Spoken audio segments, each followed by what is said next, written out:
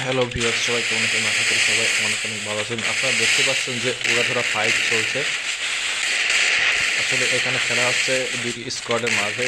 তো এখানে আমরা দেখতে পাচ্ছি যে এর মধ্যে একটি হ্যাকার আছে সম্ভবত, এবং তুমুল আকারে ফাইট চলছে। এখানে উড়াধুরা ফাইটকে কার যে মারছে কিছু বোঝা যাচ্ছে না এখানে। তো এভাবে ফাইনাল রাউন্ডে এখানে তিশা তিশা গেমিং আছে।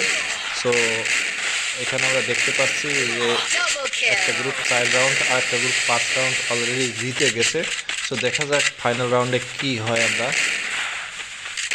এখানে খুবই কনফিডেন্সের সাথে খেলছে এরা, অনেক আটকাই দিছে। আসলে এটা কিন্তু এটা ঠিক না, এটা মোডে কালেও ঠিক হয়নি।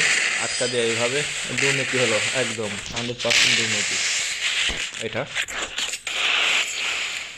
তো আমরা এখন 11 নম্বর রাউন্ডে দেখব যে আসলে কি অবস্থা দাঁড়ায়।